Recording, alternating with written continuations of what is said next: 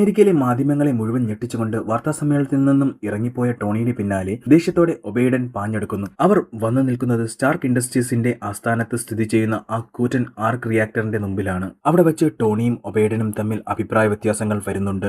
ആയുധങ്ങൾ നിർമ്മിക്കുക എന്നതാണ് കമ്പനിയുടെ പ്രധാന ലക്ഷ്യമെന്ന്, അതിലൂടെയാണ് നമ്മുടെ വരുമാനം വരുന്നതെന്നും ഒബൈഡൻ പറയുന്നു. എന്നാൽ കമ്പനിയുടെ പാരമ്പര്യം നോക്കുമ്പോൾ അവർ കൊന്നൊടുക്കിയ ആൾക്കാരുടെ എണ്ണം മാത്രമായിരിക്കരുതെന്ന് ടോണിക്ക് നിർബന്ധമുണ്ടായിരുന്നു. ആയുധ നിർമ്മാണം നിർത്തിയിട്ട് ഇനി എന്താണ് ചെയ്യാൻ പോകുന്നതെന്ന് ടോണിയോട് ഒബൈഡൻ കളിയാക്കി ചോദിക്കുന്നുണ്ട്. അവിടെ വെച്ച് ടോണി തന്റെ മാസ്റ്റർ പ്ലാൻ പുറത്തു പറയുന്നു. അവർ നിൽക്കുന്ന ആ കൂറ്റൻ ആർക്ക് റിയാക്ടറിലേക്ക് വിരൽ ചൂണ്ടി ടോണി പറയുകയാണ്, ഇനി നമ്മൾ ശ്രദ്ധിക്കാൻ പോകുന്നത് കീൻ എനർജിയിലാണ്. ആർക്ക് റിയാക്ടറിന്റെ സാങ്കേതിക വിദ്യയിലാണ് ഇനി അവരുടെ കമ്പനിയുടെ ഭാവി എന്ന് ടോണി പറയുന്നു. അത് വെറുമൊരു പബ്ലിസിറ്റിക്ക് വേണ്ടി ഉണ്ടാക്കിയത് മാത്രമായിരുന്നു. അന്നത്തെ പരിസ്ഥിതി പ്രവർത്തകരുടെ വായടപ്പിക്കാൻ നിർമ്മിച്ച ഒരു തട്ടിപ്പ് മാത്രമാണ് ആർക്ക് റിയാക്ടർ എന്നാണ് ഒബൈഡൻ പറയുന്നത്. സാമ്പത്തികമായി അത് ഒട്ടും പ്രായോഗികമല്ല. കഴിഞ്ഞ 30 വർഷമായി അതിൽ ഒരു മാറ്റവും വന്നിട്ടില്ല എന്നുകൂടി ഒബൈഡ് പറയുന്നു.